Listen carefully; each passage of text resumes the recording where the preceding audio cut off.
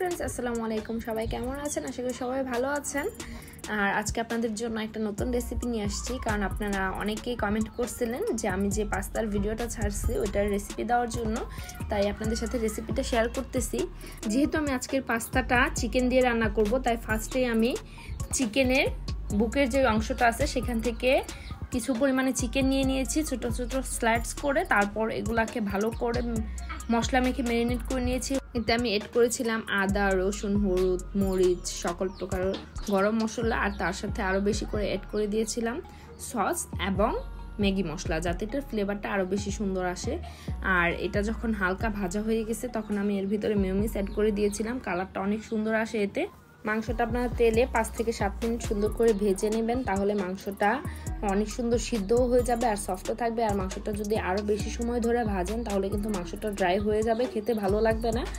আর মাংসটা হওয়ার পরে আমি এর ভিতরে পাস্তাটা দিয়ে দেই আর পাস্তা দেওয়ার পর এটা কিছুক্ষণ ভেজে নেই কারণ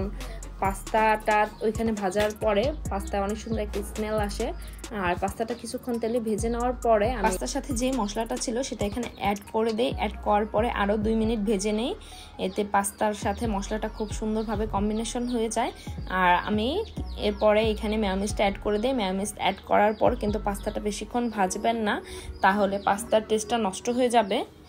আর আপনারা যদি মেয়োনিজ কিভাবে ঘরে তৈরি করতে পারেন এই ভিডিওটা দেখতে চান তাহলে কিন্তু অবশ্যই কমেন্ট করে জানাবেন মাত্র কয়েকটা উপকরণ দিয়ে কিন্তু ঘরে খুব সুন্দর করে মেয়োনিজ তৈরি করা যায় আপনারা যদি চান ওই ভিডিওটাও আমি আপনাদের সাথে শেয়ার করব আর দেখেন আমার পাস্তার লুকটা কত সুন্দর হয়েছে আর পাস্তাটা রান্না হওয়ার পর আপনারা এর ভিতরে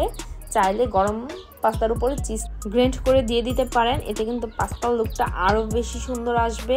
আর আমার মেয়ে চিজ পছন্দ করে তাই আমি এখানে চিজ দিয়েছিলাম আর আপনারা চাইলে এখানে কিন্তু আরো অনেক সুন্দর করে ডেকোরেশন করতে পারেন আপনারা যদি পাস্তার ডেকোরেশনের ভিডিও চান সেটাও কিন্তু আমাকে জানাবেন আমি আপনাদের সাথে শেয়ার করব যেহেতু প্রচন্ড ক্ষুধা লাগছে তাই আর বেশি ডেকোরেশন আমি করিনি জাস্ট চিজটা গ্রেট করে এটা খাওয়া শুরু করে দিয়েছি পাস্তাটা আসলে কিন্তু খুবই ভালো হয়েছিল